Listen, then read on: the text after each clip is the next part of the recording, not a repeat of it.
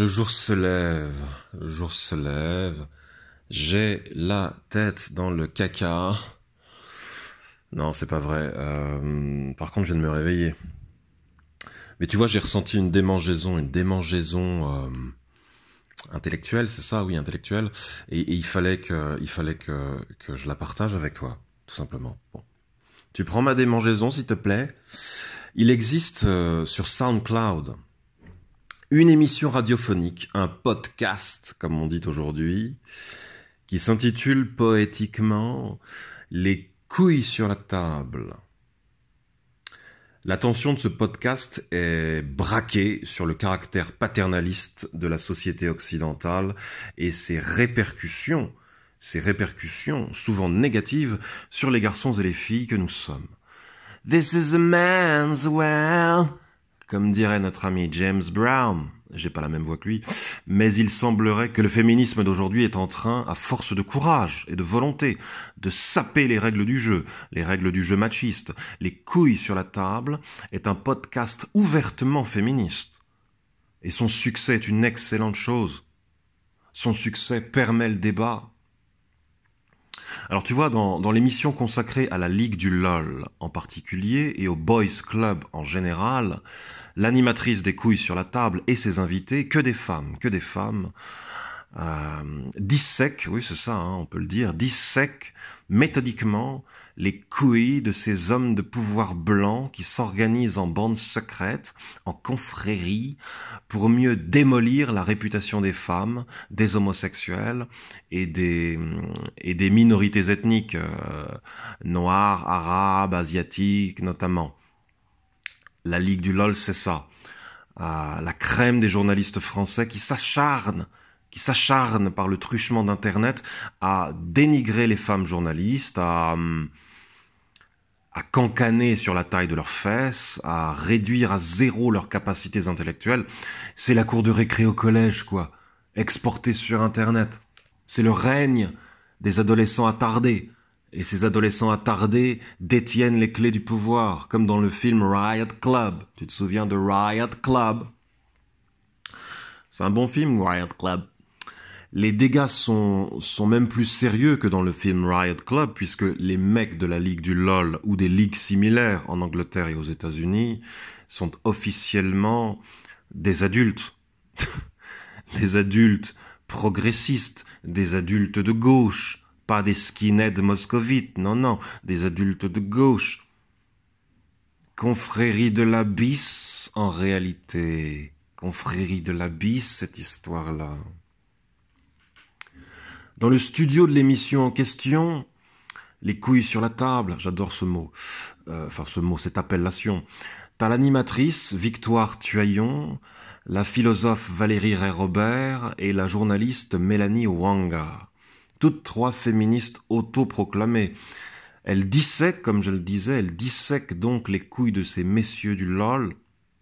Alors à un moment donné, Mélanie Wanga demande à Valérie Ray-Robert ce qu'elle préconise pour empêcher la création des boys clubs, des confréries dans le milieu professionnel, et la philosophe lui répond, texto, attends, je vais te retrouver ce qu'elle lui répond.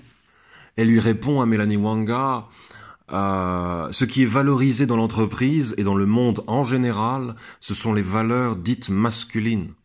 L'agressivité, la compétitivité, etc. Et même dans les endroits où il y a une importante féminisation, les femmes, souvent, sont obligées de se masculiniser, c'est-à-dire d'adopter des valeurs masculines pour arriver à pénétrer ces milieux-là. Le milieu politique est un des plus violents. Les femmes sont obligées d'être agressives, autrement elles se font bouffer. Elles ne tiendraient pas. En somme, la société occidentale, dans son fondement, est un boys club. Pour éliminer les boys clubs, il faudrait donc saper le fondement même de la société occidentale et conséquemment lui octroyer de nouvelles bases. Facile. Selon Ray-Robert, les pays scandinaves travaillent justement à l'octroi de nouvelles bases, des bases plus équitables entre hommes et femmes. Alors moi, ce qui m'interpelle dans la réponse de Madame Robert à la question de Madame Wanga, c'est d'une part La promptitude avec laquelle Madame Robert liste les valeurs dites masculines que sont l'agressivité et la compétitivité, sans jamais donner le pendant féminin à ces valeurs-là. Et d'autre part, le constat qu'une femme, qui a priori manque de valeurs, se doit d'emprunter à l'homme ses valeurs pour réussir. Madame Robert, dite Crêpe-Georgette, c'est son nom de code, parle de pénétrer les milieux masculins. Il faut pénétrer pour réussir. Il faut s'enfoncer dans un corps physique ou institutionnel pour réussir. Faut une saucisse, quoi. Une bonne saucisse de Francfort et le déhanché d'Elvis Presley qui va avec. Et là, tu peux parler de victoire. Moi, ça me fait penser à la notion grecque de pénétrer, pénétrant. Pour les anciens Grecs, le pénétrer, homosexuel passif ou femme, n'est pas à même de gouverner, car il est oisif. Il attend que ça se passe. Et cette indolence le rend mou et indigne de confiance. Katapougon, je crois que c'est le terme consacré, katapougon. C'est comme ça qu'on appelle ce personnage-là en Grèce antique, personnage inapte à gouverner en raison de ses pratiques sexuelles ou de son anatomie. Katapougon, pouguer ses fesses. Alors que le pénétrant, homme hétéro ou homo actif, est une force motrice, un créateur de situation.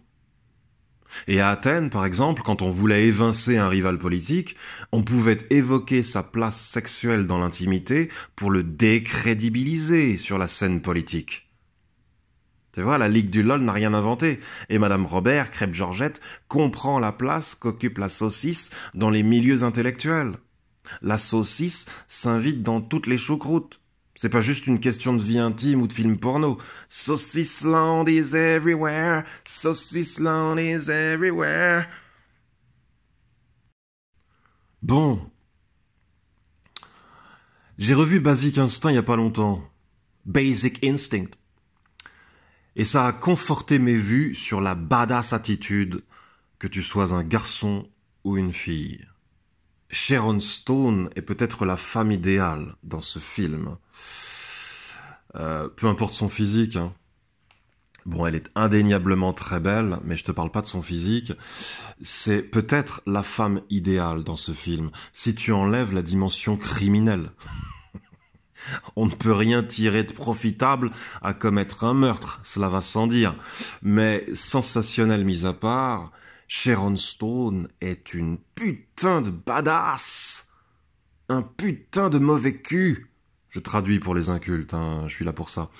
Elle déploie les 5 vertus de la badass attitude, que sont l'ambition, le talent d'observer, l'amour de l'adversité, l'ascendant psychologique et la volonté de semer le trouble, dont j'ai déjà parlé dans la vidéo sur la série Killing Eve et dans la vidéo sur la série Vikings. Dans ces 2 vidéos, je dissèque, moi aussi, hein, comme les filles des couilles sur la table, je dissèque le comportement crédible et accessible de 2 jeunes femmes qui pénètrent, qui s'imposent, qui mènent la danse et se foutent royalement du prétendu pouvoir de la saucisse, tu vois. On n'est pas dans un monde binaire, agressivité et compétitivité masculine d'un côté, crispation féminine de l'autre. Les 5 vertus sont à la portée des 2 sexes. La choucroute est unisexe, Coco. Sharon Stone, Catherine Tramell dans le film, est ambitieuse sur le plan intellectuel. Elle écrit des romans très sophistiqués. Elle est jusqu'au boutiste. Rien ne l'arrête dans sa quête de l'excellence, et surtout pas les hommes. D'ailleurs, elle se sert des hommes plutôt que de les subir. Stone Tramell se tape un boxeur, elle se tape une rockstar, un flic, boxeur, rockstar, flic, 3 modèles de virilité, et s'en inspire pour écrire ses romans. Elle le dit à un moment donné, elle dit je me sers des autres pour écrire des romans. Je suis écrivain, aux autres de se protéger, aux autres de se protéger. Alors, c'est immoral peut-être, mais sans cette immoralité, fini les histoires, fini les romans, fini Netflix, Coco.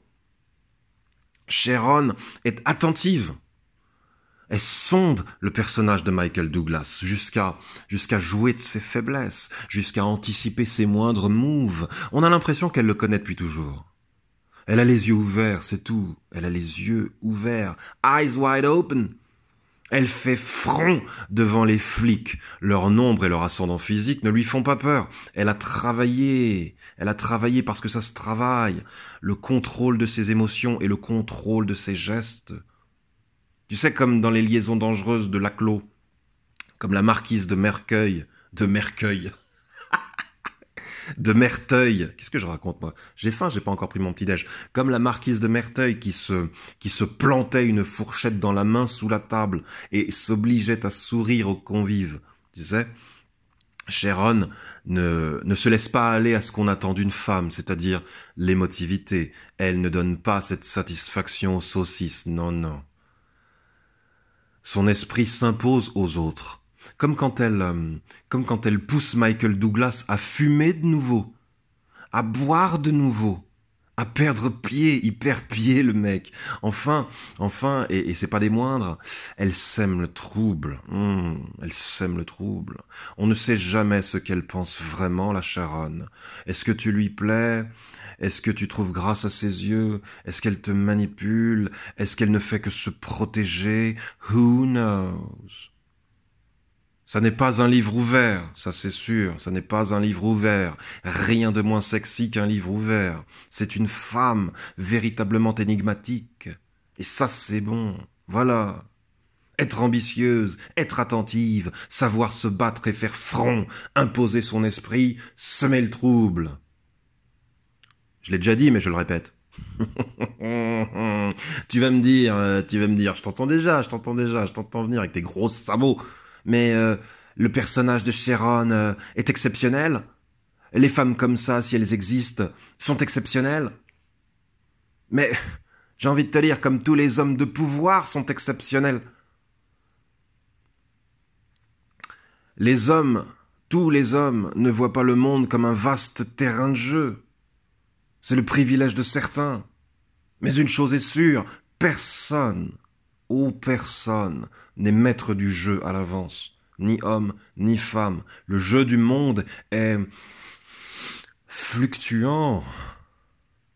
Par contre, ceux ou celles qui endossent le rôle de victime resteront les grands perdants, resteront les damnés de la terre, comme dirait Frantz Fanon. Ne sois pas de cela, mon ami.